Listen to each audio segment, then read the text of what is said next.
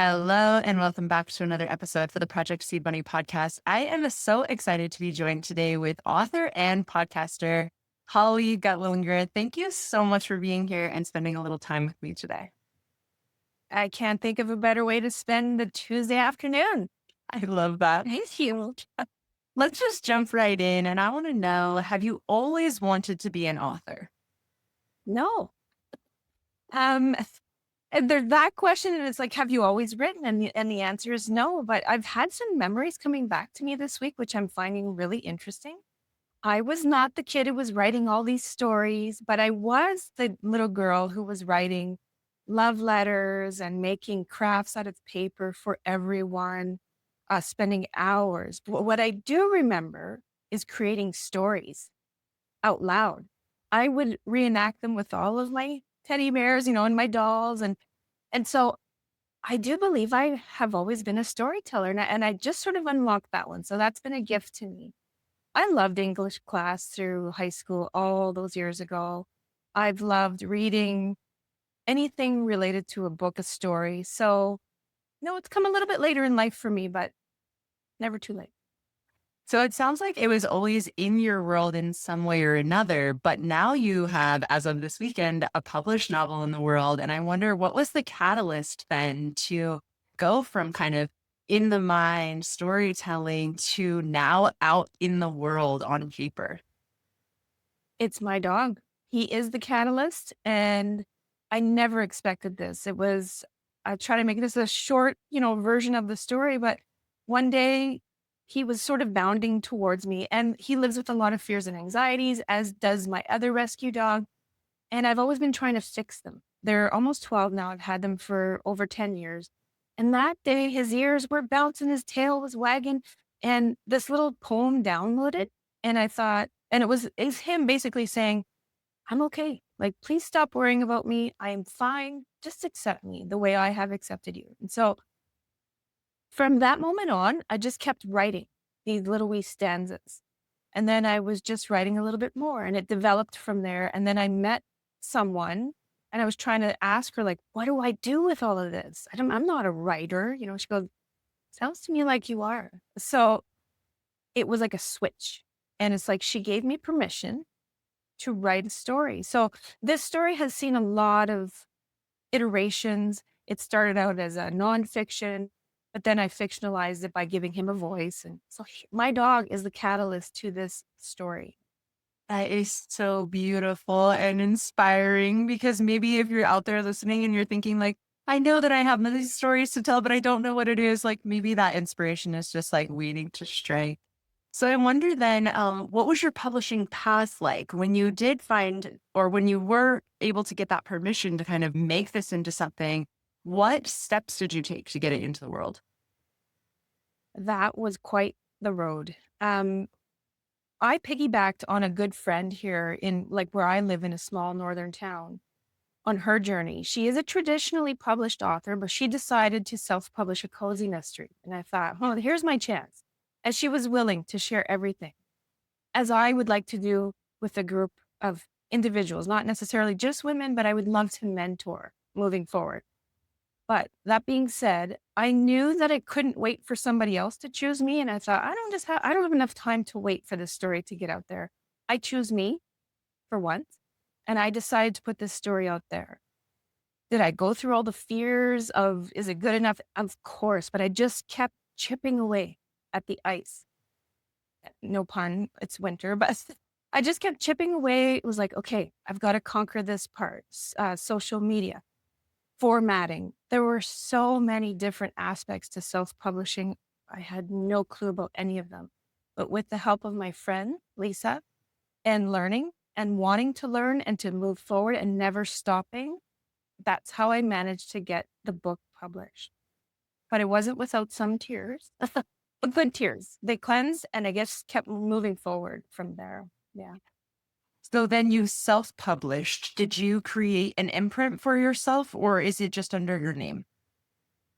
By imprint, do you mean like I created ramblings from the little publishing? Is that what you mean? Yep. Okay. Yes, See, learned exactly. something new.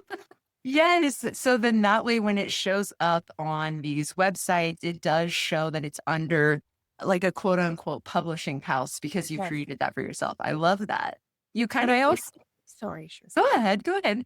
I no, I just wanted to say I also did that with some forethought as well, because I would love to do an anthology of pet stories from people so that I could publish the book and then we could create like a fundraiser for shelters, which is also part of my publishing experience. Like a portion of the proceeds from this novel will always go to shelters. So I'm trying to think ahead and I have other books in me now. So that's why I created the imprint. I think that's perfect because you're thinking ahead and now you'll be able to kind of work on more projects and you've created that container for yourself.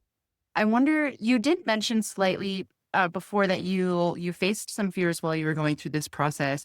And I wonder, did you develop any sort of tools for yourself to kind of keep going through the process? Because the fears come up pretty regularly in this process. And if we can give people tools to kind of help them combat it, I feel like it will help them on their journey as well. Definitely. I've got two very specific tools that I created. The first is surrounding yourself with people who support you and who believe in you when you don't believe in yourself. And we all have a story, we all have a past.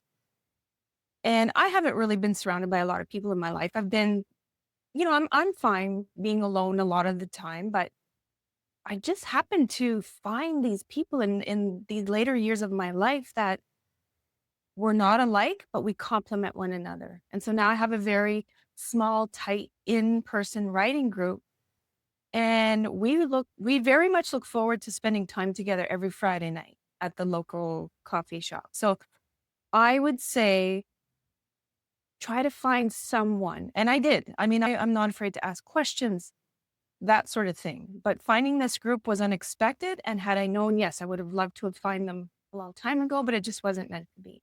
Would be finding some people or someone to mentor you, to help you, to guide you. That would be the first thing. Second thing is, this one's a little bit weird, but everyone has an inner critic. And a lot of people I know probably do the same. I gave mine a name because she was tapping far too much inside my brain and on my shoulder. And she was really starting to get to me. And so I thought, I'll fix you. So I gave her a name. Her name is Rebel Betty. And I flipped the switch. I mean, she still shows up a lot, but when I can catch her in time, like I sort of flip that switch to, I give her power in a sense because she pushes me. So it's no longer this self deprecating, defeating, you're no good. You can't do this. You're not a good writer. It's more like, come on, show me, show me what you can do. So that's the other thing that I would suggest. Like, just try to give yourself that tool, like something to keep pushing forward in those moments where you just want to dig your heels in the sand. And you may not have anyone around you to help you through that.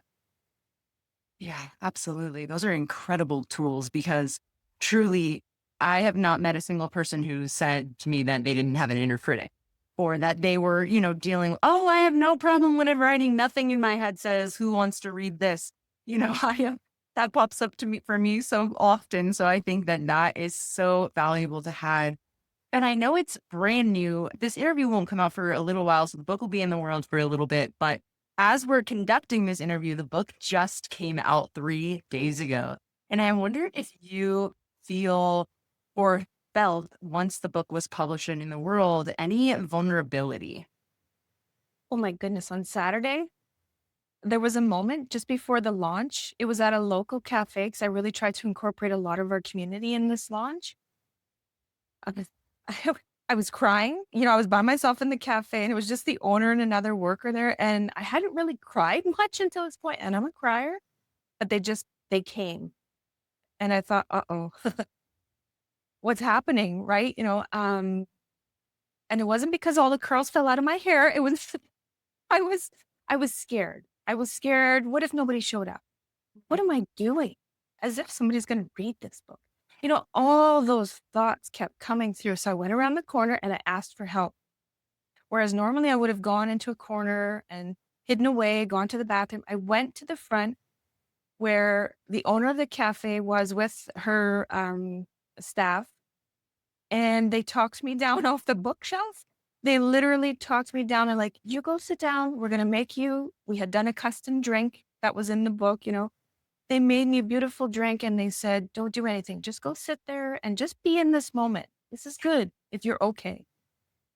And I was. I released all those tears because I'm not ashamed to cry anymore. And that's all I needed to do. I mean, I kept crying all day, but it was the tears had shifted because I kept seeing people coming through that I hadn't seen for years, but they heard about the posting and they kept showing up. And every time I'd see somebody new, all the tears would show up again. And because I was so happy. And I forgot about the fear of what if it's not good enough? What if they find a typo? What if, all of that, even if it was just for those few hours. But hopefully, I'll put enough distance to allow myself to sort of just bask in this like happiness. Yes, that is so beautiful. And I have a feeling that my listeners are going to relate to that feeling. We've had people on the channel that have said things like, for the first week, they just work on a completely different project, or they go on vacation, or surround themselves with friends, because it is such a vulnerable time period. And the reason I ask that question is because I just want to shine a light for the authors who are just starting this journey, that the challenges continue to come. And as we overcome them, we gain that bravery and that confidence. And it sounds like a lot of gratitude for the process. Absolutely. And the feeling of what other people notified me was going to happen, it would be when the book got out, it was like, okay, now what? And that has happened this week already where I'm like, oh, like nobody's asking me about the launch anymore, or I'm not reviewing it anymore, like myself proofreading it. What's happening? Right? Like, is this it? Like my book baby's out there and it's already grown up and gone. So that's a real feeling. And I didn't understand it until I was in it, but it's okay. And I love what you just said that people take a week off or they go on vacation. I'm going to remember that for the next one. I'm going to book some days off. But that is a real feeling. So if there was, that would be something for me to put in my toolkit if I was mentoring someone to say, like, prepare yourself for this. You'll want to sleep for 48 hours, or something. Right. Yeah. Absolutely. I have yet to meet someone who feels the way we think we'll feel when a book comes out, with that excitement, that elation, that wow, I did it, that accomplishment. I have yet to meet someone who has expressed that to me.